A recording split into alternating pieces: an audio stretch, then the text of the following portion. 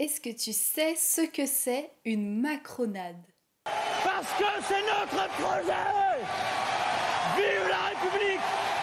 Vive la France!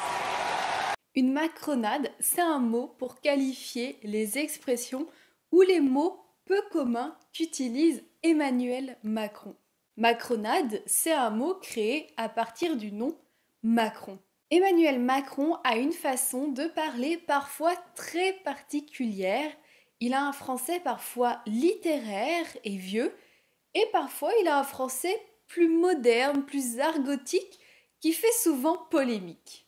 Je t'aide aujourd'hui à comprendre le français que parle Emmanuel Macron. Avant de commencer, n'oublie pas de t'abonner à ma chaîne si ce n'est pas encore fait. Tu peux cliquer par ici pour t'abonner, c'est super simple et en un clic, tu es abonné.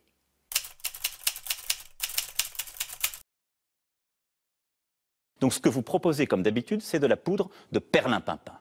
C'est de la poudre de perlimpinpin. C'est, je pense, l'une des phrases les plus connues d'Emmanuel Macron. Cette phrase a beaucoup fait rire les Français car c'est une expression assez peu utilisée et considérée comme vieille, démodée. De la poudre de perlimpinpin, c'est en fait une espèce de poudre prétendue magique qui aurait des effets bénéfiques, mais qui en réalité ne fonctionne pas. Et en utilisant cette expression, on indique l'hypocrisie des propos de notre interlocuteur. Quand Emmanuel Macron dit cette phrase, il veut indiquer à sa rivale Marine Le Pen que la solution, le projet qu'elle propose est en réalité inutile et inefficace. Cette phrase, normalement assez peu utilisée, est redevenue populaire grâce à Emmanuel Macron. On peut même trouver des objets qui portent le nom de poudre de perlimpinpin, comme cette tisane par exemple.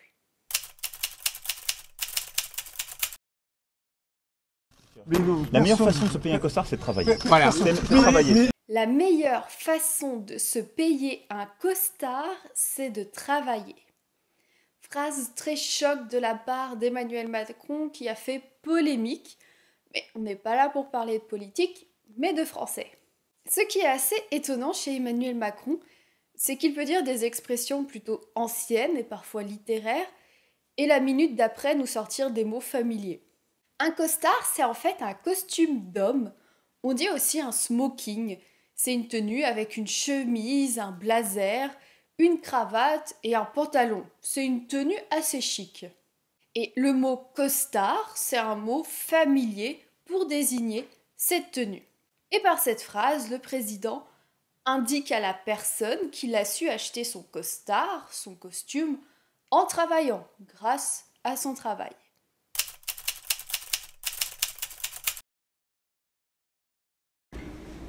La politique sociale, regardez, on met un pognon de dingue dans des minima sociaux. On met un pognon de dingue dans les minima sociaux.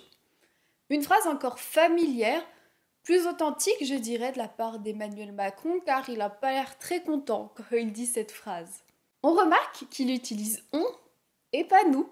C'est beaucoup plus naturel d'utiliser on au lieu de nous à l'oral. C'est du français parlé, du français authentique.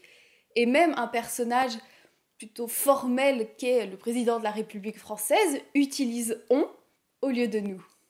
C'est notamment ce que je t'explique dans mon e-book gratuit Maîtriser le français parlé.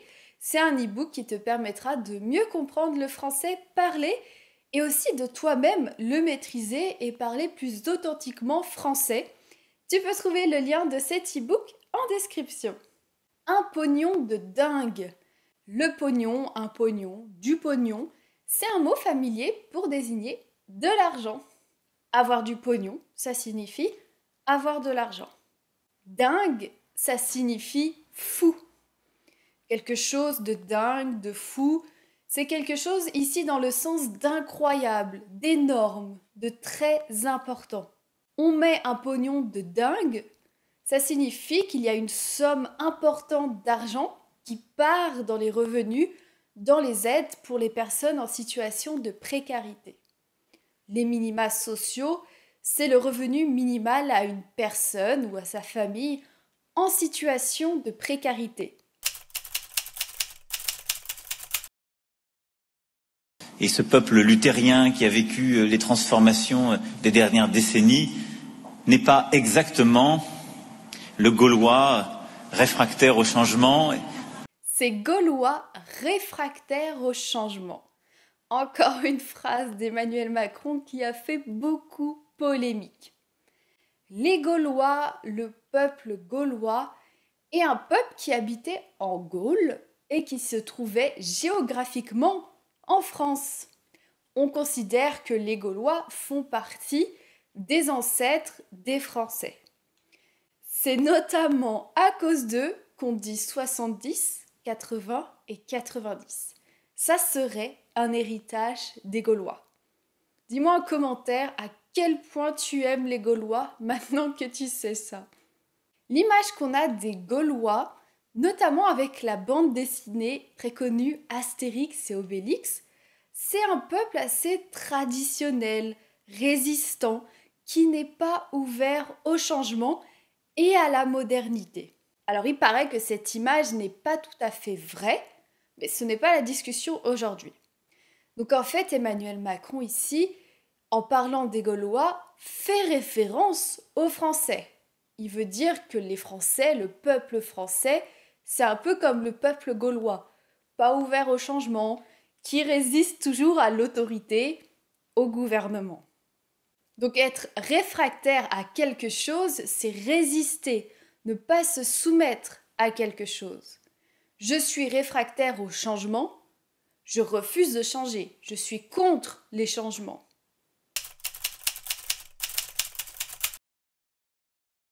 Regardez le carburant, c'est une... Alors, c'est atroce. je vais venir au carburant, mais le carburant, c'est pas Bibi.